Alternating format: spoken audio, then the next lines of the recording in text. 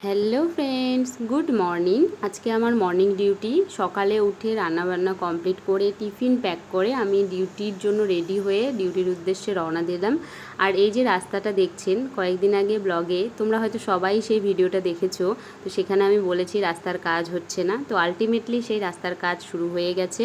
বিশেষ করে ডেলিভারি পেশেন্টরা যখন হসপিটালে যায় তাদের অনেক প্রবলেম হয়, অনেক ব্যথা হয়, অনেক কষ্ট হয়। তো তাদের জন্য অনেক ভালো, বিশেষ করে তাদের জন্যই আমার সবথেকে বেশি খারাপ লাগতো এই রাস্তাটার জন্য।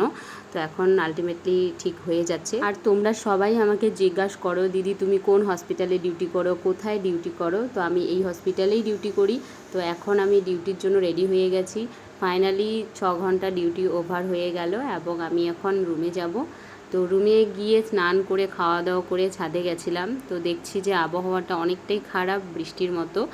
তো তারপরে আমরা ছাদে একটু আড্ডা দিলাম দুজনে মিলে, অনেকক্ষণ ছিলাম।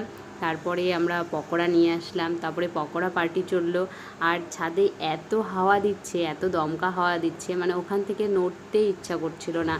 আর এদিকে আমার বরমশাই শুধু একটার পর একটা পকোড়া খেয়েই খেয়েই যাচ্ছে। ওর খাওয়া শেষ হয়ে গেল, তারপরে সে আমার থেকে আবার চাওয়া শুরু করে দিয়েছিল।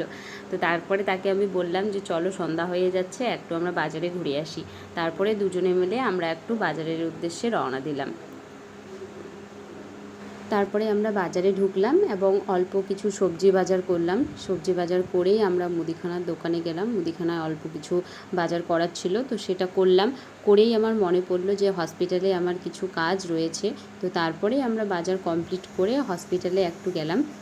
আর হসপিটালে আমার পাশের বাড়ির একজন ভর্তি ছিলেন, তো তার সাথেও আমার দেখা হয়ে গেল। তো সমস্ত কিছু কাজ কমপ্লিট করে রুমে চলে আসলাম এবং আজকের জন্য ভিডিওটা এখানেই শেষ করছি। Tata, good night.